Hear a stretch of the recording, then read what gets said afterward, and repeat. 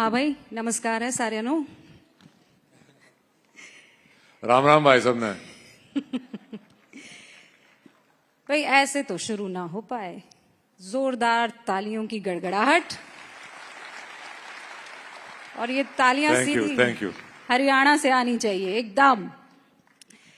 तो आप जानते हैं हरियाणा का छोरा हमारे सामने है। साल भर पहले सबके दिमाग की घंटियां बजा दी। लोग ये आपस में चर्चा करने लगे कि भैया ये छोरा है किस साइड, चाहता क्या है। आज हमारे साथ है, राइजिंग भारत समिट में हिस्सा बन रहे हैं। बहुत बहुत स्वागत है आपका। बहुत बहुत धन्यवाद रूपिका जी। हम भी आपके फायरी शोज और क्वेश्चनिंग को देख के काफी एंटरटेन रहते हैं। इन्फॉर्म्ड भी रहते हैं। सॉरी, इन्फॉर्म्ड भी रहते हैं। ये साल कैसा रहा आपका? ये साल बहुत बढ़िया रहा। अभी तो बस अप्रैल ही आया, लगता है बहुत लंबा हो गया ऑलरेडी। मेरी कल पिक्चर रिलीज हो रही है जाट, जिसको मैं पिछले अगस्त से शूट कर रहा हूं, और पहली बार मैंने किसी पिक्चर की शूटिंग से सीधा प्रमोशन में उसी पिक्चर के लिए किया है। तो बहुत लास्ट मिनट तक शूट करते रहे, तो काफ़ी थकान भी है, एक्साइटमेंट भी है, और लोगों के साथ अपना काम शेयर करने की इच्छा भी है। वो एक ट्रेलर देखा आपका गजब का, मतलब उसमें एक डायलॉग है आपका, वो तो आप ही बोल पाएंगे कि नाम बहुत पसंद है, तो एक बार बोल के बताइए। मुझे मेरा नाम बहुत पसंद है, रणदीप हुड्डा।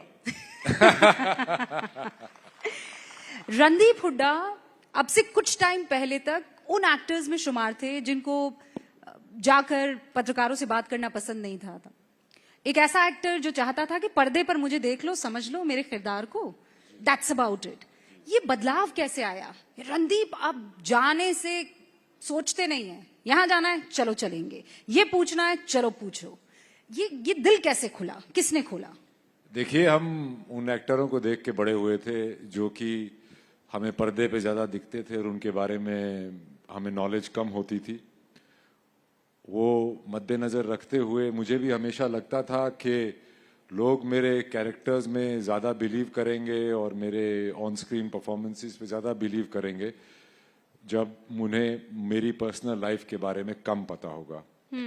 पर ज़माना बदलता जा रहा है, लोगों तक पहुंचने के रास्ते बदलते जा रहे हैं, और सोशल मीडिया और ये सब आने के बाद एक अलग तरह का वो हो गया है कि अपने मुंह को, होठों को मछली जैसा बना के खुद अपनी पिक्चर खींच के सेल्फी लेके सोशल मीडिया पे डालने का ज़माना आ गया है। तो अभी कहाँ किससे छुपते घूमेंगे। खाने से लेकर हगने तक के सारे वीडियो बना बना के सोशल मीडिया पे शेयर करते रहो, तो शायद उससे एक नई दर्शकों की भीड़ जमा होगी, जिसको आजकल लोग कंज्यूमर कहते हैं। तो हमने तो दर्शकों के लिए काम करना शुरू किया था, पर शायद ये भी एक नया तरीका इजाद हुआ है। तो ये दर्द है, ये मजबूरी है कि मजबूती है रणदीप हुड्डा की? नहीं, ऐसा है, गंगा जाओ गंगा राम, जमुना जाओ जमुना राम। जहाँ पे आपका जैसे बनने लगे, जैसे जैसे वक्त बदलता जाए आपको भी बदलते रहना चाहिए, पर मैं वापस उसमें जाना पसंद करूंगा। सोशल मिडिया एक बहुत एडिक्टिव चीज़ है। मैं भी उस पर, जब मैं सावरकर डायरेक्ट कर रहा था तो मैंने नोकिया का फ़ोन ले लिया था कि उस पर ना व्हाट्सएप हो ना कुछ, सिर्फ बात से बात हो, और ज़िंदगी बहुत ही सरल हो गई थी। बहुत सारे लोग ज़िंदगी से कट गए थे और बहुत सारे लोगों की अहमियत पता चली थी। पर उसके बाद वापस से मैंने अपना स्मार्टफोन ले लिया, तो जो एक 2 साल की कंटेंट कंज्यूमिंग की जो भड़ास थी वो इतनी निकली कि बहुत समय सोशल मीडिया पे गुजारने लगे। तो मैंने फिर वो फ़ोन से वो ऐप्स हटा दी, और मैं अब बहुत ही सुखी और अपने आप को शांतिपूर्व पाता हूँ। तो अभी आपके फोन में एप्स नहीं है, ये सोशल मीडिया एप्स नहीं है? जी नहीं है, और ना ही चाहिए भाई। कौन क्या कर रहा है, मुझे अपने काम से, अपनी जिंदगी से फुर्सत नहीं है भैया, किसकी क्या देखेंगे। और सोशल मीडिया पे तो आजकल क्या होता है कि बस अब असली सुख, असली दर्द से दूर हटके बस यही दिखाया जाता है कि कितने मजे ले रहे हैं, मजे ले रहा हूं मैं अपनी लाइफ में, सबको यही दिखाते हैं आदमी। कोई असली सुख, कोई असली दर्द वहां नहीं है, कोई असली कनेक्शन नहीं है। बस ये दिखाते रहो कि मैं कितने मजे ले रहा हूं और उसके फ्रेम के बाहर से आदमी कितना ही दुखी हो। अच्छा, अब चूंकि ये सवाल पूछा गया है और जवाब आया है, आप में से कितने इतने ऐसे लोग हैं जिनके फोन में सोशल मीडिया एप्स नहीं है? क्या बात कर रहे हैं? देखा, हम माइनॉरिटी में आ गए हैं। ओहो। और कितने ऐसे लोग हैं, आज देखने में अच्छा लगेगा ना, कितने ऐसे लोग हैं जिनके मोबाइल में एप्स हैं सोशल मीडिया? बाकी सारे ही हैं। बहुत फ्री टाइम है आप लोगों के पास दूसरों की देखते रहने का। ऐसा मत बोलिए, भारी पड़ जाएगा। कल आपकी फिल्म रिलीज हो रही है, वो फ्री टाइम नहीं होगा तो जाएंगे नहीं देखने फिर? अरे जाएंगे जाएंगे, कैसे नहीं जाएंगे। अच्छा, एक बात बताइए, आपने कहा गंगा चले गंगा राम, यमुना चले यमुना राम। अब ये जो आपने वाक्य बोला, ये मुझे उस बिंदु पर लेकर जाता है कि इस वक्त यही देश में चल रहा है, आइडियोलॉजिकल वॉर। भाई, एक है लेफ्ट, एक है राइट, वो सेंटर पता नहीं कहां खो गया, आज तक मिल नहीं रहा है। रणदीप कहां है? देखिए, मुझे पता था घूम के गुगली इधर ही आने वाली है, जैसे तो मैं कोई प्रवक्ता हूं। देखिए, सबसे बड़ी बात तो लोगों को पता नहीं है, क्यों समझ में नहीं आती, कि the left and the right wing belong to the same bird. वो एक ही उसका हिस्सा है और विचारधाराएं अलग अलग होनी चाहिए ताकि उनके एक संवाद हो, उनकी एक डिबेट हो और उसमें लोगों को समझ में आए कि कौन किस पक्ष में है, और दोनों पक्ष में भी हो सकता है और निष्पक्ष भी हो सकता है। नहीं, पर वीर सावरकर की जब आप बात करते हैं तो एक आइडियोलॉजिकल वॉर ये है जो कहते हैं वो माफी वीर हैं। उनको बुजदिल तक का तमगा दे दिया गया कि माफी मांग के ये शख्स जो है बाहर निकला। और रणदीप हुड्डा एक मूवी बनाते हैं जहां वीर सावरकर के, आपने वीर पूरी फिल्म में कहीं नहीं कहा, लेकिन जब आदमी देखकर बाहर निकलता है तो वो उसको एहसास होता है कि भाई जो इस शख्स ने किया होगा कैसे किया होगा, तो फिर तो बढ़ जाता है ना मामला। एक है जो कहते हैं माफी वीर है ये। देखिए, वो उनपे पॉलिटिकल लालचनाएं तब से चली आ रही हैं जब हिंदुस्तान में 3 मेजर पॉलिटिकल पार्टीज होती थी, जिसमें से एक इंडियन नेशनल कांग्रेस होती थी, एक हिंदू महासभा होती थी और एक मुस्लिम लीग होती थी। तो उस वक्त से आज भी वैसा ही होता है। विपक्ष गवर्नमेंट पे लालचना लगाता है और गवर्नमेंट विपक्ष पे लालचना लगाते हैं। एक जोक है इसके ऊपर, सुनोगे? विपक्ष ने गवर्नमेंट की प्रशंसा की। ये तो ब्रेकिंग न्यूज है। तो इसी पॉलिटिकल लालचना में उनका नाम भी आ गया। अब मेरा एक ही सवाल है, मैं उसमें जाके बैठ के उनके नाम की बहुत दलीलें मैं दे चुका हूं, तुमने सुनना है सुनो, नहीं सुनना मत सुनो, पर मेरा एक ही सवाल है, भाई जो आदमी माफी वीर था उसको 27 साल उन्होंने बंदी बना के क्यों रखा? अंग्रेजों ने 27 साल बंदी बना के क्यों रखा उस आदमी को जो माफी वीर था? यही एक सवाल आप अपने आप से पूछिए, उसके बारे में सोचिए। और जो माफी वीर नहीं थे वो खुले क्यों घूमते रहे? उनके जेल में बटलर, बैडमिंटन कोर्ट और रोज गार्डन क्यों होता था? आगा खान पैलेस में क्यों रहते थे वो बंदी बन के? तो ये सवाल आपको अपने आप से पूछने चाहिए और रिसर्च करनी चाहिए कि भैया जो आदमी माफी वीर था, जिसने अंग्रेजों की माफी मांग ली, ये कर लिया वो कर लिया, उसको 27 साल बंद करके क्यों रखा? वो तो उनका सबसे बड़ा पैरवी करने वाला होना चाहिए था। तो आपको दुख होता है कि वो आपके ऊपर ये तमगा लगा देते हैं? और इनफैक्ट मैं आपको पुराने टाइम में ले जाती हूँ, आपको पसंद भी है जो किरदार आप निभाते हैं, आप उसकी रूह में, भाई रूह जिस्म में जाती है पर आप उसका अपना जिस्म जो है उसकी रूह में डालने की पूरी कोशिश करते हैं। तो उस वक्त आपने बताया 3 लोग थे, 3 पार्टियां हुआ करती थी, आईएनसी थी, हिंदू महासभा थी और इंडियन मुस्लिम लीग। ये कम्युनिस्ट पार्टी भी होती थी पर उसको ज्यादा तवज्जो नहीं था। ठीक है, लेकिन सबसे ज्यादा आइडियाज उन्हीं के दिमाग में चलते हैं। फ्री टाइम बहुत होता है उनके पास, एक के बाद एक बड़ी खबरें। तो रणदीप हुड्डा अगर सोशल एक्टिविस्ट होते या पॉलिटिशियन होते उस टाइम में, तो इन तीनों में से किसके संग होते? या चलिए चौथा कोण भी दे देती हूँ, कम्युनिस्ट, किसके साथ होते? Hindu Mahasabha, Indian Muslim league, INC और कम्युनिस्ट। देखिए, ये सब बातें भी कुछ ही लोगों में होती थी, बाकी देश तो गरीबी से जूझ रहा था, गुलामी से जूझ रहा था और अपना जिंदगी काट रहे थे। मैं किस पार्टी में होता मुझे ये नहीं पता, क्योंकि ना मैं उस वक्त था और उस वक्त मेरी विचारधारा क्या होती मुझे नहीं पता। मैं शायद अंग्रेजी फौज में होता। तो फिर आप गद्दार हमारे बहुत कहलाते? सारे लोग अंग्रेजी फौज में थे, भूल रहे हैं लोग, जिन्होंने अंग्रेजों के पक्ष में, फर्स्ट वर्ल्ड वॉर में गांधी जी ने बोला था कि अंग्रेजों के पक्ष में लड़ते हैं तो शायद हमें आजादी जल्दी मिल जाएगी। सेकेंड वर्ल्ड वॉर में सावरकर जी ने बोला था कि अंग्रेजों का साथ दे, अंग्रेजों की फौज ज्वाइन करो, क्योंकि अगर आप फौज ज्वाइन करोगे तो आपको ट्रेनिंग मिलेगी, आप अफसर बनोगे, आप इंजीनियर बनोगे और ये सब देश जब आजाद होगा तो हमारे काम आएगा। वो कहते थे कि वेपन्स की ऑर्डिनेंस फैक्ट्री जैसी आजकल हमारे पास है वो हमारे पास होनी चाहिए ताकि हम सशस्त्र बने। सशस्त्र बन के ही आप पीस एक्सपेक्ट कर सकते हैं, कमजोरी में या अहिंसा से आप पीस एक्सपेक्ट नहीं कर सकते हैं। अगर आप बॉर्डर पे जाएंगे चाइना या पाकिस्तान के, बोलोगे अहिंसा परमो धर्मा, वो आपकी नहीं सुनेगा भाई। मतलब मैंने आपको 4 ऑप्शन दिए, हमेशा आपको ये करना होता है ना? क्या जीवन आपको ऑप्शन देती है और आप कहती भक मैं लेता ही नहीं हूं और दूसरी दिशा में चले जाते हैं। बेस्ट है ना, एटलीस्ट यूनिक तो है। मतलब एक बयान दिया था इन्होंने जिसमें ये कहते हैं कि फिल्म इंडस्ट्री में पूरी तरह से भेड़चाल चल रही है। अगर एक चीज हिट हो जाती है तो फिर सभी उसी तरह की फिल्में बनाने लगते हैं। अब सबको स्त्री के बाद हॉरर कॉमेडी ही बनानी है। बतौर एक्टर मुझे ये पैमाना बिल्कुल भी सही नहीं लगता है, बिल्कुल उस पर सटीक बैठता है। ऑप्शन है आपके पास, नहीं हमको तो जाना है दूसरे डायरेक्शन में। देखो भाई, हमारी जाटों की थोड़ी आदत ही ऐसी होती है, कान सीधा पकड़ना ही नहीं, और पकड़ना भी है तो दूसरे का पकड़ना है। अच्छा, आप कहते हैं कि बॉलीवुड अपनी संस्कृति से जुड़े टॉपिक्स पर फिल्में नहीं बनाती है, साउथ उससे थोड़ा ज्यादा अटैच्ड जुड़ा हुआ है। वो ज्यादा गांव खेड़े से जुड़े हुए लोग हैं। हमारा थोड़ा जो हिंदी फिल्म इंडस्ट्री है वो काफी बार एलिटिस्ट हो जाती है।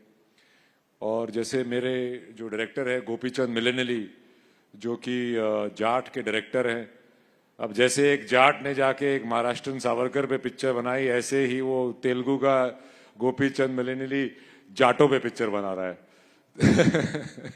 तो वो उसके जो व्हाट्सएप स्टेटस है उस पे उसने लिखा है, I did not go to film school, I went to movies.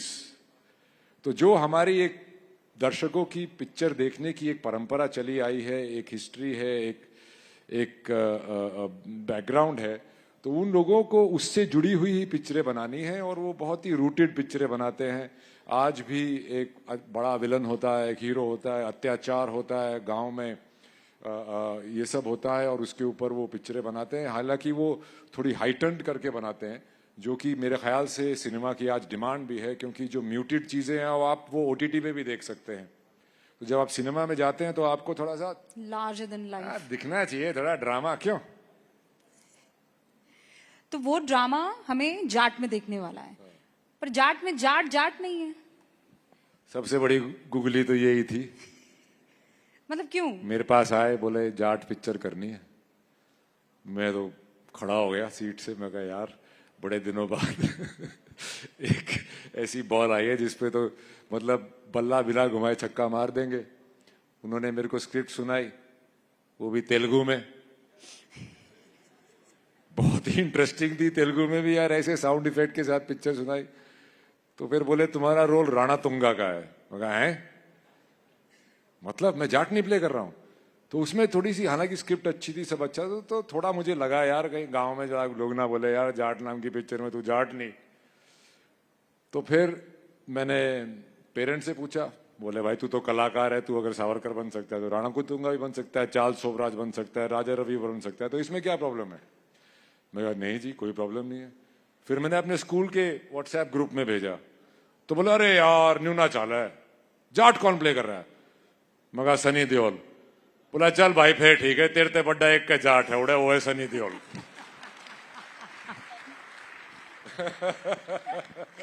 अच्छा, कैसा कैसा लगा आपको सनी पाजी के साथ एक्ट करके? मतलब बहुत जाट बहुत- वर्सेस जाट जब हुआ आए क्योंकि- थे यहाँ पे। हाँ। कितने सॉफ्ट स्पोकन है।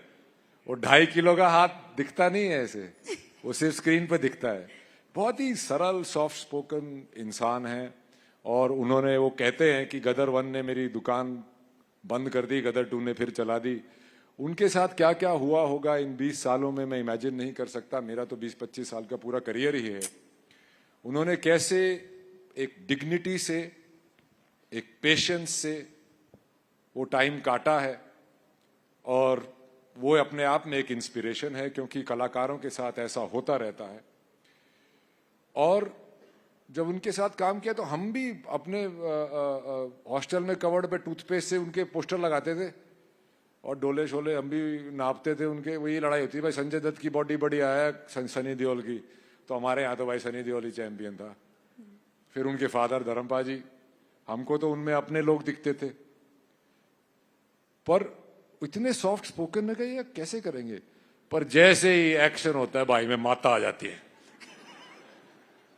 भाई एकदम से पता नहीं क्या हम भी थोड़े डर जाते थे। मैं कहा यार क्या हो गया। तो is a very sweet man, very, he is meant for larger than life cinema, and I really wish him well, and I hope this movie is a big sixer for him so that we can see more of that roar on the screen.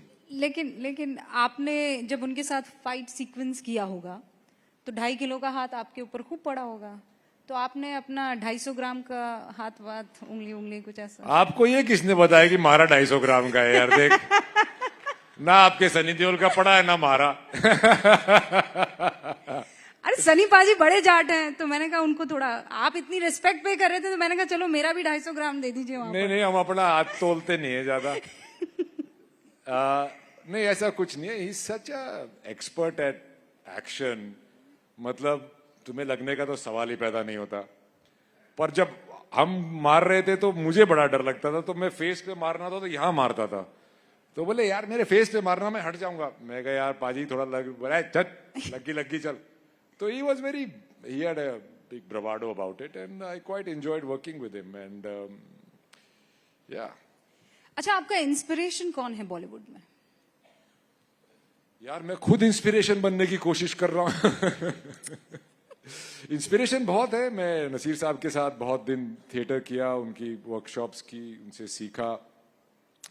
और सनी पाजी and his larger than life persona, Salman and his goodwill and his larger than life persona. There's many people who are inspirational, people who have had long careers and have stayed on top of their game.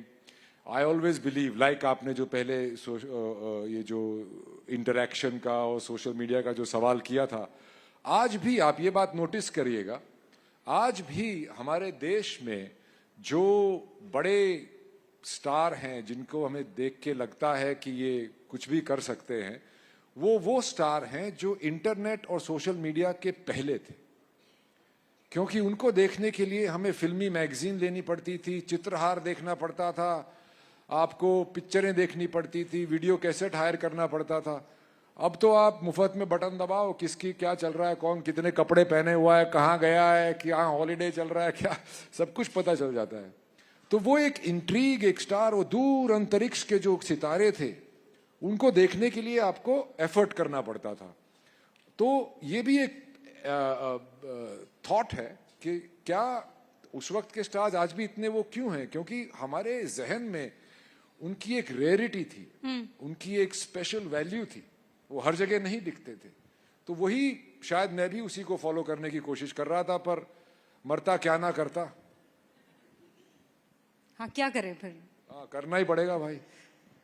और बॉलीवुड में फिर आप adjust कैसे कर पाएंगे? मुश्किल हो जाएगी ना। मैं तो जब बॉलीवुड गया था, एक्चुअली मैं बॉलीवुड में सिर्फ हॉलीवुड के लिए अपनी शो रील बनाने गया था। 20 साल बाद हॉलीवुड में काम करने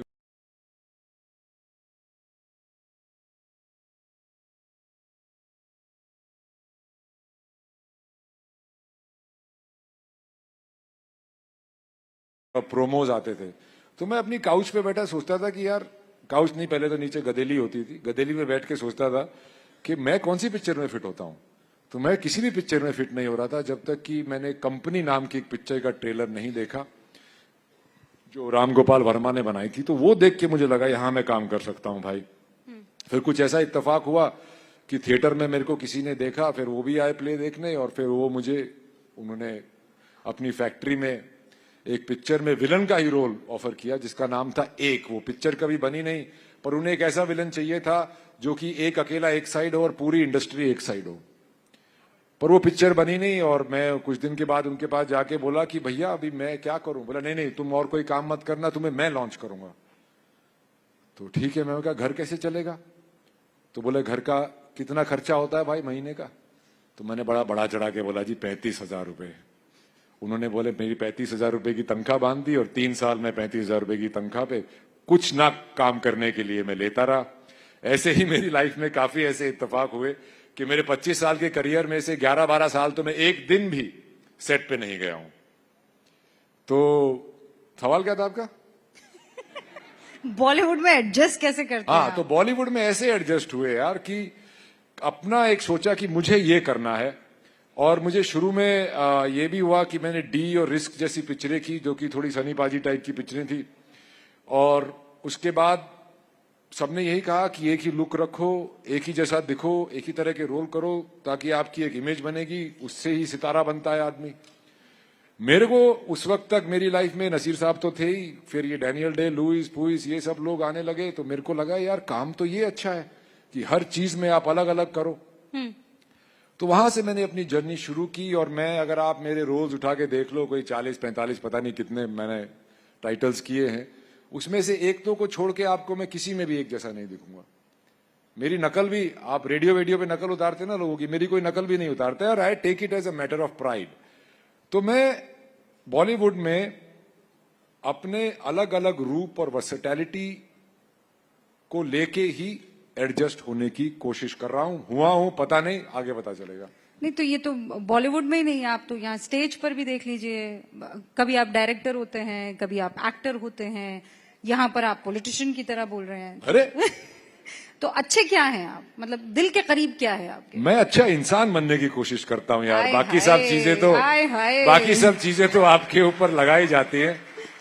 नहीं, आदमी को हर तरह की चीजें करनी चाहिए। मैं आजकल लिखता विखता भी हूं।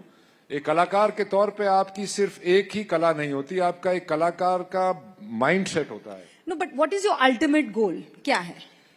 आप शाहरुख खान बनना चाहते हैं, सलमान खान बनना मैं चाहते हैं? रणदीप हुड्डा बनना चाहता हूं यार, क्या बात कर रहे हो। आज मैं यहाँ बैठा हूं, मैं किसी और की तरह बन के नहीं बैठा हूं, मैं खुद बन के बैठा हूं भाई, जिसमें उतना ही पॉलिश है जितना उसमें रफ है। बहुत खूब। तो लेकिन एक आपका टारगेट है कि यहां तक पहुंच जाऊं, उसके बाद तो फिर देखा जाएगा? नहीं, मेरा टारगेट वो नहीं है। मेरा वर्क लाइफ बैलेंस बहुत खराब रहा है। हम काम के लिए जिए हैं, इस काम से ही शादी हो गई थी बहुत साल पहले, तो मैं उसको ठीक करना चाहता हूं। मैं और बहुत सारी कहानियां बताना चाहता हूं, मैं डायरेक्ट करना चाहता हूं, मूवीज बनाना चाहता हूं, मैं बहुत कुछ करना चाहता हूं। पर I'm just scared that I don't spread myself too thin, that's all. आपने शादी की बात की, मुबारक अभी माशाल्लाह। Thank you, thank you, thank you. आपकी शादी, और कितने चर्चे हुए। पिछले साल तक मैं थैंक यू बोलता था, आजकल मैं thank you, thank you, thank you. और चर्चे ऐसे थे कि क्या खूबसूरती से शादी हुई है, सारे रीति रिवाजों को ध्यान में रखा गया है, और दोनों आप बड़े खूबसूरत लग रहे थे। लेकिन उसके बाद एक चर्चा ये हुई कि रणदीप हुड्डा तो हर चीज पे बड़ा खुलकर बोलते हैं, शादी मणिपुर की लड़की से की है, वो खुद एक एक्टर हैं, मणिपुर में हो रही हिंसा पर तो कुछ ना बोले रणदीप हुड्डा। हालांकि हालात आज की तारीख में ठीक हैं, वहां पर रूल लगा दिए गए हैं, अब सीएम साहब नहीं देख रहे हैं, अब गवर्नर साहब देख रहे हैं, प्रेसिडेंट रूल लगा दिया गया है। लेकिन आप क्यों नहीं बोले मणिपुर पर कुछ? मैं बोला, आपने नहीं सुना। शायद वो सोशल मीडिया पे इतना वायरल नहीं हुआ। भाई इनको भी भेज दो। क्या बोलेगा क्या आदमी कि वहां पे पीस होनी चाहिए। मैं कोई पॉलिटिशियन नहीं हूं, मैं सिर्फ एक कलाकार हूं, और जितना मैं बोल सकता था मैं बोला। मैं और मेरी वाइफ चुपके से वहाँ रिलीफ कैंप्स में कोविड के दौरान ये जो ऑक्सीजन की मशीनें होती थी ये सब हम करते रहते हैं। उससे ज्यादा हम क्या करें आप बताइए। काम किसी और का है, उन्हें करना चाहिए। तो अब जो हालात हैं, आपकी पत्नी क्या बताती है? अब अभी भी हालात इतने अच्छे नहीं हैं। मणिपुर देखिए, बहुत सालों तो वहां पे बहुत ही एम्बार्गोज वगैरह लगे रहते थे। तेल, पानी, चाय, दूध, इस सब की तकलीफ बहुत रहती थी। सप्लाई चेन बहुत थी। तो वो सप्लाई चेन ठीक हुई, वहां पे खुशहाली आई, वहां पे एकदम से एक रंग और एक खुशी की लहर और एक डेवलपमेंट का काम शुरू ही हुआ था कि ये कॉन्फ्लिक्ट शुरू हो गया। तो वहां पे डेवलपमेंट कौन नहीं चाहता, वो हमको सोचना चाहिए। तो आपको इस सरकार पर भरोसा है? Can they do something? सरकार ही कर सकती है। भरोसे के अलावा आप क्या कर सकते हो? आप क्या कर सकते हो? लाइन अच्छी है। सरकार ही कर सकती है भाई। अब वक्त इजाजत के लिए कह रहा है, लेकिन मैं जाते जाते आपके साथ एक रैपिड फायर। ये वायरल वाला काम है। अरे एक कि जल्दी से कुछ बेवकूफी वाली बात बोल दो, सब आपस में शेयर करके अच्छा सब बताइए। हंसेंगे, बिल्कुल कुछ नहीं। गाली देंगे। नहीं नहीं, बिल्कुल नहीं। आप मुझे बताइए, कुछ वीर सावरकर बोलेंगे, कुछ माफी वीर सावरकर बोलेंगे। क्या चल रहा है भाई? नहीं, लेकिन देखिए, एक भी ऐसा जवाब है जो वायरल कंटेंट ना हो।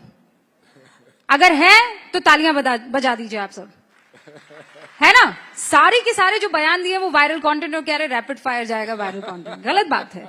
हाँ, तो चलिए शुरू करते हैं। आजादी में बड़ा योगदान किसका? महात्मा गांधी, वीर सावरकर?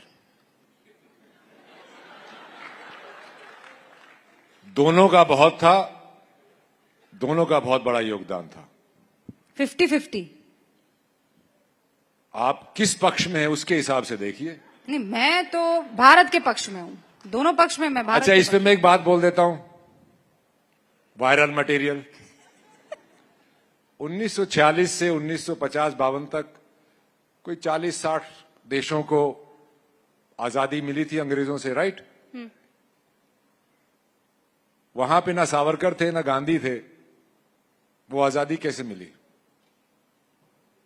ये सवाल आप सबके लिए है। वहां भी कोई गांधी रहा होगा, वहां भी कोई सावरकर रहा होगा। भारत देखिए, के अंग्रेज थक परिप्रेक्ष्य गए में। थे, अंग्रेज थक गए थे। अंग्रेज थक गए थे और वर्ल्ड वॉर 2 में उनके बहुत नुकसान हो गया था। वो अपनी British empire where the sun never sets को एडमिनिस्ट्रेटिवली कंट्रोल नहीं कर पा रहे थे।